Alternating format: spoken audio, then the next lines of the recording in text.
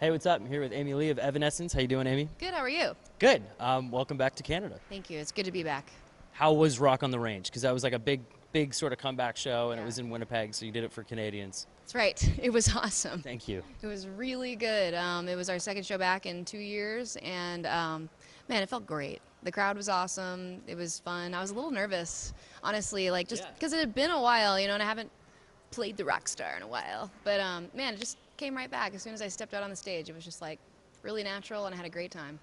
Like, are you comfortable with the new stuff? Are you playing a lot of new stuff? You know what I mean? Honestly, we're more comfortable with the new stuff than the Yeah, old stuff okay. because it's all we've been like completely focused on for the past 6 months and more. But yeah, so yeah, the new ones went great, I think. Is it weird, when you're playing music and the album hasn't come out yet? Yeah. Yeah. So what's that always Well, like? we've never done that before. This is the first time that we're out playing shows before the record is out. I used to be a lot more scared of it, but we're just a stronger live band than we've ever been before. We know what we're doing. Like, I'm so proud of all the guys that I'm working with. The band rules.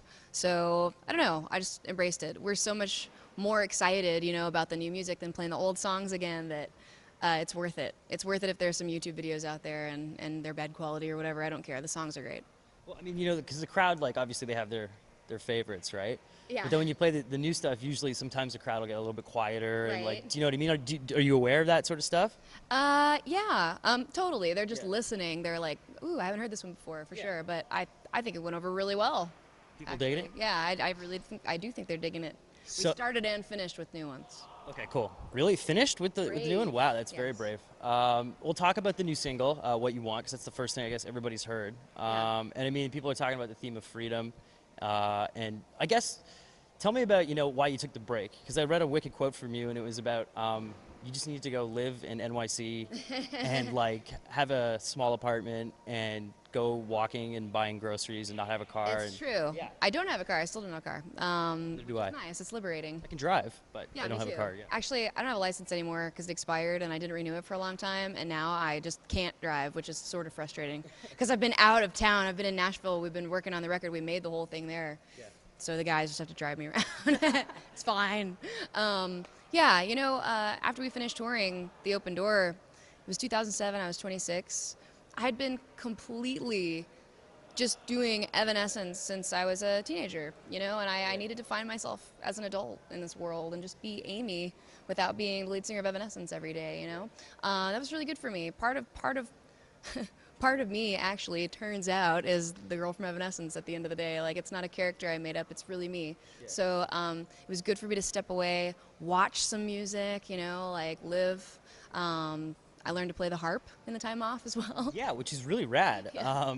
How hard is the harp to play? It looks like it's a really hard thing to play. It is hard, and I'm not pretending that I'm the best harp player in the world, but definitely enough to be able to write with it and use it a little bit on the record. It's very fun. I mean, it's fun for me to be able to like enrich my brain and move forward learning wise. Like, I took classical piano all growing up, and then when we started doing the Evanescence thing, I was just making music.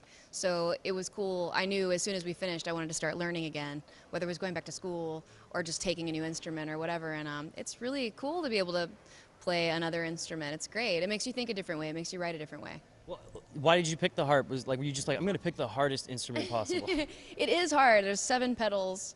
They're big. They're like big things. Yeah. They look really but heavy. You know what? I knew that I had a little bit of a head start because of the piano playing. It's Yeah. not completely different. It's it's a grand piano upright instead of on its side. Okay. So I have no musical talent whatsoever, so I don't understand what yeah. you're talking Well, I about. had a little head start. It's sort of like a mix between piano and guitar. Yeah.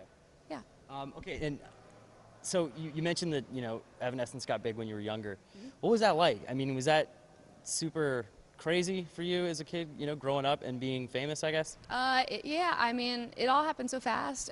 I almost didn't get a chance to imagine it being any different. I mean, it's not like I was a child. I mean, I Right. was Yeah. 18. I'd graduated high school and everything first. Yeah.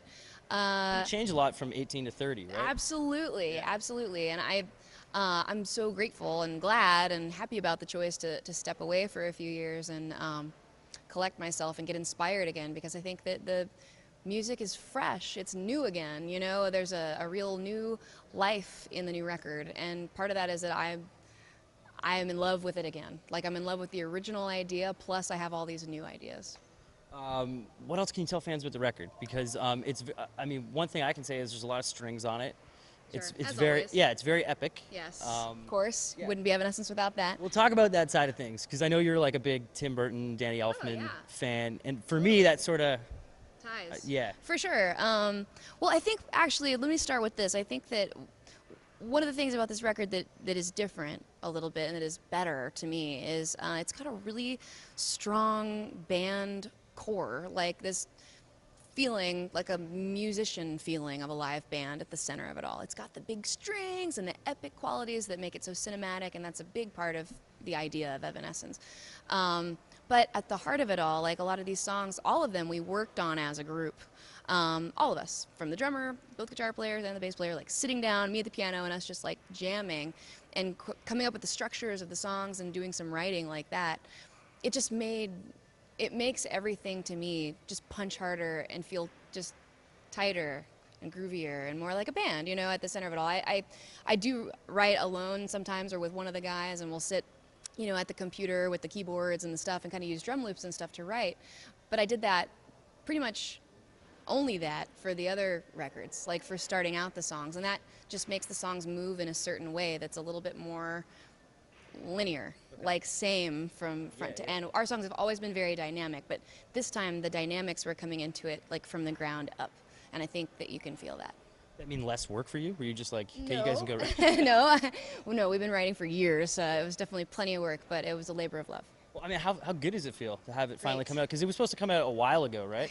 Yeah. I mean, we've been working on it for a long time, and it took a lot of twists and turns to get it all really where I wanted it to be, and it's definitely there. Super proud of it. I made the last tweak like this morning. It's only finally officially finished now, like today. Wow. Are you a perfectionist? When it comes to the music, yeah. Yeah. Yeah. Talk about, tell me a little bit about sort of that balance of like, because you guys get heavy, but then you also get melodic and poppy, I guess. Sure. But yeah, how do you walk that line? Because you've been able to sort of walk it. So are there moments where you're like, okay, this is way too heavy, or like this is way too poppy? Do you know what I mean? Yeah, sure, totally. But you got to write those songs. Yeah. Like, and then listen back and go, all right, this one's not gonna make it. This one's for something else. All right, fine, it was fun, you know. But even just not even just between heavy and pop, but also, you know, between quiet, tiny, intimate, like vocal and piano only moments exploding into a giant chorus with like the whole band and strings all involved. I think those dynamics are, well, the heavy wouldn't be heavy if it wasn't against the light, right? Yeah, I guess so. I think those dynamics is part of what makes it feel so big.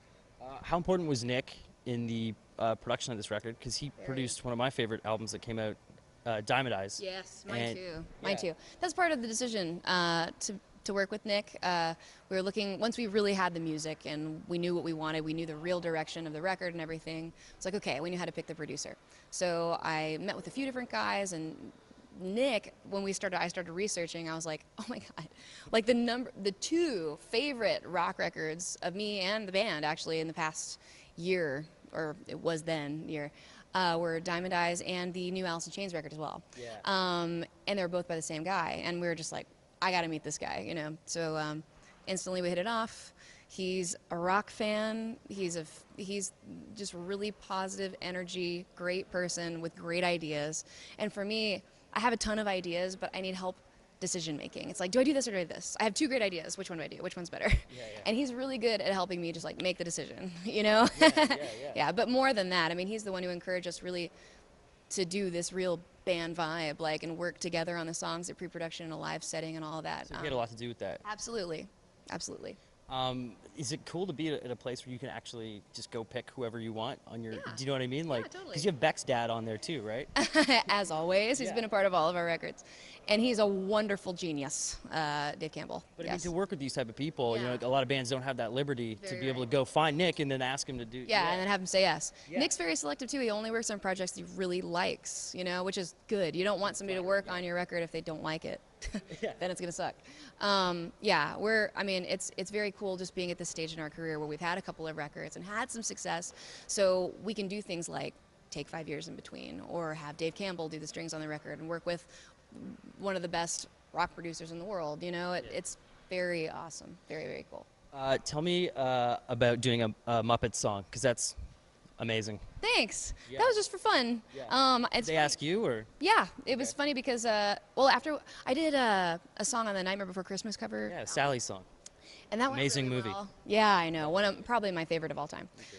So I did that and developed a nice relationship with Disney, and they liked that a lot. So when they did the Muppets thing, they're like, "You want to do this too?" And I was like, "Sure, why not?" But that was a couple of years ago, and it was just me, being fun and weird and solo on my own, and with my friend who's a programmer who was awesome. And it's funny because it was supposed to come out in like 2008 or 9, Yeah. and then it was like the next summer, next winter, next summer, next winter, to finally I was like, it's never going to come out. Fine, okay, and I forgot about it. And now we're in a whole different place and making this big rock album, and my funny, quirky solo song is coming out at the same time. But it's great. Did you meet Kermit? No, I want to. That'd be awesome. Me too. And then I have to ask, you mentioned Sally's song and, the solo stuff. Are you ever going to do a solo record? I know you're don't focusing know. on Evanescence Yeah. right now, but because I read something about Celtic influence and that was pretty rad to hear. And I don't know, are you ever going to do it? That was sort of misunderstanding. I said folk. They thought I meant Celtic. I meant like Neil Young, but that's okay. Yeah, I like some Celtic music. Anyway, I don't know where. You're going to be jigging on Yeah, exactly.